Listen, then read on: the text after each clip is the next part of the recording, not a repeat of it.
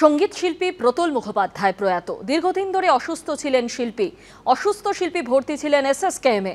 কয়েকদিন আগেই হাসপাতালে গিয়ে শিল্পীর সঙ্গে দেখা করে এসেছিলেন মুখ্যমন্ত্রী। সরাসরি এই মুহূর্তে আমাদের সঙ্গে রয়েছেন আমাদের প্রতিনিধি সুকান্ত মুখোপাধ্যায়। সুকান্ত, প্রতুল মুখোপাধ্যায় যিনি দীর্ঘদিন ধরে তার নিজস্ব ভঙ্গিতে বলা যায় বাংলা গানকে সমৃদ্ধ করেছেন। ৮৩ বছর বয়সে এসএসকেএমে তার প্রয়াণ হলো। তার শেষকৃত্য কখন, কোথায়, কিভাবে হবে, কোথায় শেষ শ্রদ্ধা জানানোর জন্য তার যারা অনুরাগী তারা যেতে পারবেন, কি জানা যাচ্ছে?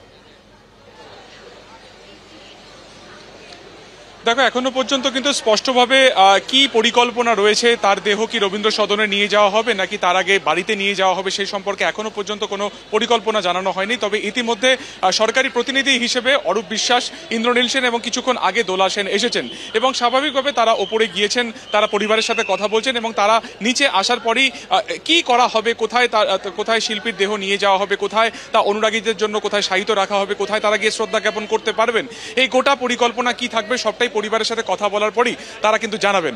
আমরা এই মুহূর্তে রয়েছি এসএসকেএম এর মেন ব্লকে এবং তোমাকে দেখানোর চেষ্টা করব মেন ব্লকে ইতিমধ্যে কিন্তু ইন্দ্রনীল সেন থেকে শুরু করে অরূপ বিশ্বাস তারা এসেছেন এবং আরো সরকারি যারা প্রতিনিধি তারা আর কিছুক্ষণের মধ্যেই তারা আসবেন।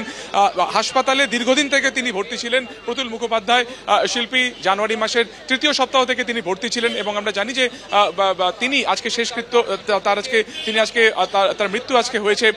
হৃদরোগে আক্রান্ত হয়ে তার মৃত্যু হয়েছে এবং দীর্ঘদিন থেকে তিনি হাসপাতালে ভর্তি ছিলেন। তার শারীরিক একাধিক সমস্যা ছিল, বার্ধক্যজনিত সমস্যাও ছিল এবং আমরা জানি যে আমি বাংলার গান গাই, এই যেই গান যা তিনি এছাড়া তিনি একাধিক বিখ্যাত গান তিনি শুধু গেয়েছেন, শুধু তাই নয় সেটা তিনি লিখেছেন, সেটা তিনি সুরও দিয়েছিলেন। স্বাভাবিকভাবে তার এই অকাল প্রয়াণে স্বাভাবিকভাবে কিন্তু শিল্পী জগতে এই মুহূর্তে কিন্তু শোকের ছায়া নেমেছে। আমি একবার দেখানোর চেষ্টা করবো, পুরোপুরি কিন্তু ব্যারিকেড করে ঘিরে দেওয়া হয়েছে মেন ব্লক, কাউকে ভেতরে যেতে দেওয়া হচ্ছে না এবং রোগীদের জন্য একটা আলাদা সেপারেট রাস্তা তৈরি করেছে যেখান থেকে তারা ভেতরে প্রবেশ করবেন এবং পুরো যে জায়গা ব্যারিকেড করে দেওয়া হয়েছে। এবং ইতিমধ্যে শিল্পীর মৃত্যুর খবর শুনে কিন্তু অনেক অনুরাগী তারা হাসপাতাল চত্বরে ধীরে ধীরে তারা ভিড় জমাচ্ছেন এবং যেটা তোমাকে বললাম যে আজকে তার দেহ কোথায় শায়িত রাখা হবে, কোথায় তার শ্রদ্ধা জ্ঞাপন করা হবে, পুরো বিষয়টাই আর কিছুক্ষণের মধ্যে পরিবারের সাথে কথা বলার পরই হয়তো ইন্দ্রনীল সেন বা অরূপ বিশ্বাস যারা এসেছেন তারা কিছুক্ষণের মধ্যেই এখানে এসে বলবেন। ধন্যবাদ সুকান্ত। বলছি কখন আমি তো জানি কখন জানি না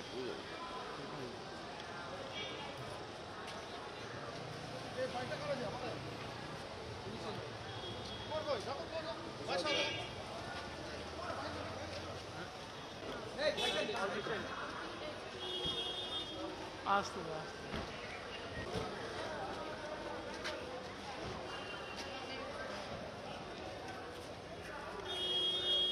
আসতে